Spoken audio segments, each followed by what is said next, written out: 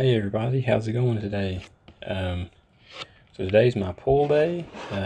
Yesterday was push. I like to do push-pull. Hopefully soon I can start legs, and then the next day I'll do core, rest, skills, rest, repeat. But anyways, today it's about the same temperature as it was yesterday. It's about 15 degrees Fahrenheit. It's about, I think I said like negative 8-ish degrees Celsius yesterday. It's the same temperature today. Not sure how accurate my mental math conversion is there, but it's cold. It's short and simple. It's a cold day. Again today though, it wasn't so bad if you were bundled up accordingly. There was some snowfall today, as you can see in a few of these clips. Today I tried things a little bit different. You'll see, I don't really know if I'd call them one-arm pull-up attempts or not. I mean, it is the one-arm pull-up technique, but it's with little to no resistance, and I'm just really working the technique. I'm really focusing on, starting the movement with proper scapula engagement. And, I'm leading the movement with the scapula engaged before I ever even think about bending the elbow. And, things are feeling good that way. So I'll probably keep working that for a while. And, another skill I practiced today, something, that I've done before, but it's something that I quit training, and something that I kind of wish I didn't quit training, because I do think it is a great building block for the one-arm pull-up. And, I think it's the healthy approach to trying to get a one-arm pull-up, and that is with something like archer pull-ups, which is you'll see me hit on the rings in a bit. I only tried one on each side. And I think I need to add some assistance, with a band or, doing negatives.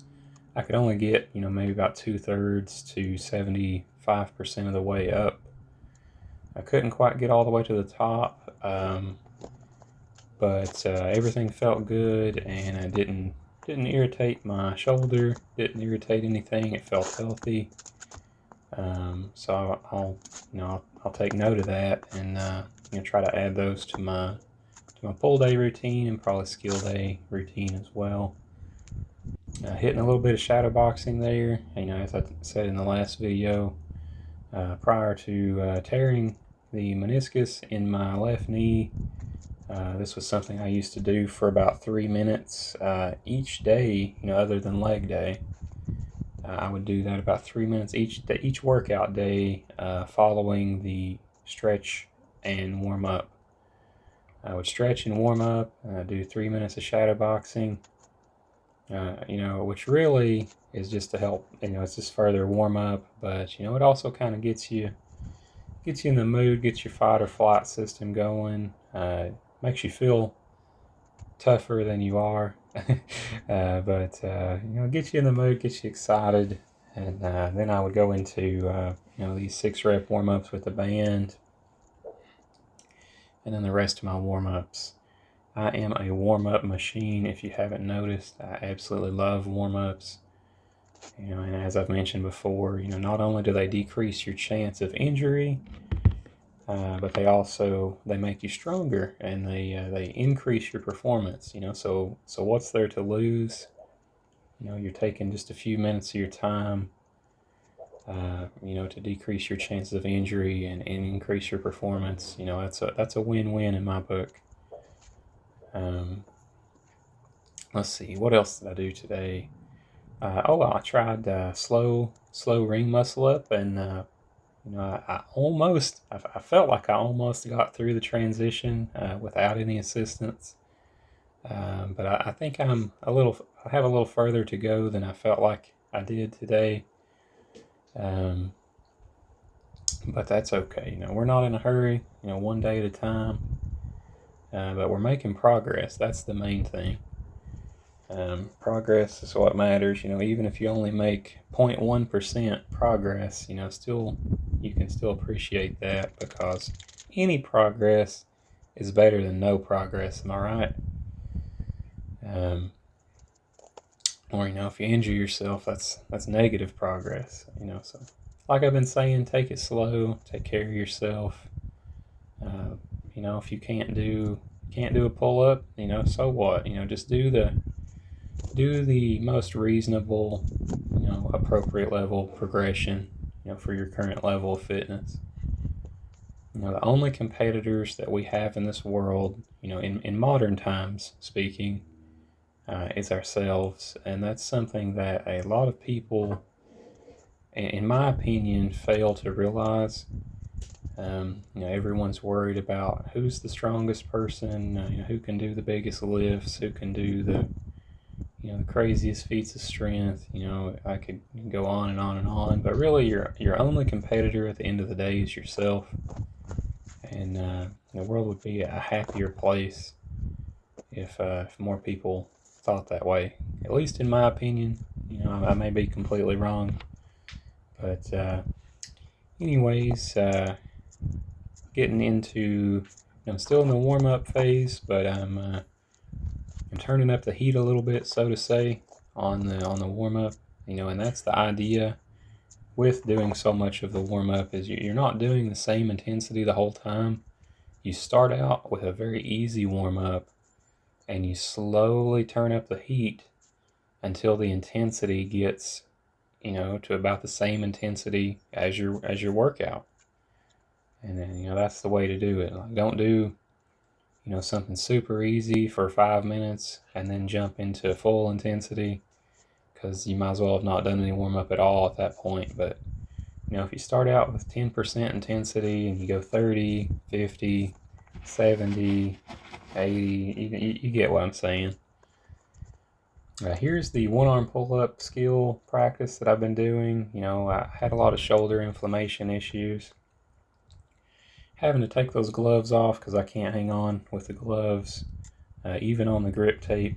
But I was having a lot of shoulder inflammation issues, and so I had to kind of semi-retire the one-arm pull-up, as I've talked about. I'm not fully retired. I'm just kind of putting it on the shelf for a while, and I'll come back to it in the future when I feel it's safe to do so. But in the meantime, in order to prevent losing everything that I've learned about the one-arm pull-up, I'm going to keep practicing the technique, and hopefully that'll really help me out in the future when I want to try full resistance one-arm pull-ups again. Here's that slow ring muscle-up attempt I was talking about, and I felt so close. I really, looking at that clip, I really wish I would have hung on to it a little bit longer. But I felt so close to getting through that transition. I felt like I was just biting at it, like I was right there at the edge. But, that's okay. Maybe next time. Right here is the main building block I feel like has really helped me with this, and that is using assistance, enough assistance to be able to consistently hit the transition. And this is what helped me back in the day, the first time I unlocked the ability to do a slow ring muscle up. I felt so good on this, I hit it twice in one set. You can see me shaking there, you can hear some wannabe tough guy noises, and but sometimes that's what you gotta do. It's all about that adrenaline, that fight or flight system. You got to know when to breathe in, when to breathe out, when to make those wannabe tough guy noises. Jokes aside, that really does help. That's why in a lot of martial arts, when they throw strikes, they yell and scream, because it really does make a difference. Try it sometime. And you don't, if you're in a public gym, you don't have to do that to the top of your lungs, but, if you just blow out really hard during a contraction, compare that to not blowing out really hard during the contraction, and you'll feel the difference. I promise you. Here's just a tiny little bit of iron cross practice.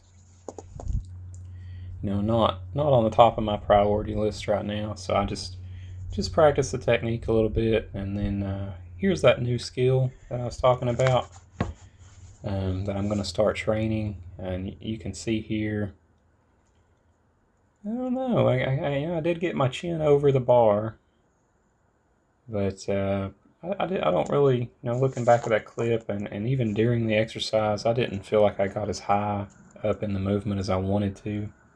So I may try that with just a little bit of resistance in the future, or even a negative, to start training more of that top range of motion.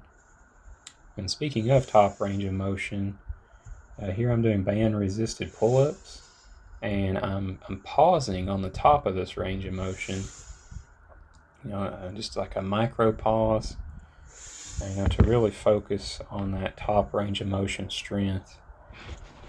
Something I've been thinking about with these bands, I go on, I hype them up, I'm saying how they're doing all these great things. Something I have been thinking about, though, is that, if I keep training with just the bands, I may lose some of the bottom range of motion strength, where the band isn't really applying a lot of pressure. So I may need to try training some rotations, some in and outs, where, maybe one week I use the weighted vest and the next week I use the bands. That way I'm hitting, the top range of motion as well as the bottom range of motion. Something else, I could consider, I like the bands because they eliminate momentum. And as I've talked about a lot, momentum was what will carry you through a rep instead of, your muscles. So something else I could try is, doing the micro pauses at the top with the weighted vest, because then that would kill momentum as well. But, we'll think about that some more, and I'll try to figure out what I want to do from there. But here's some body weight rows.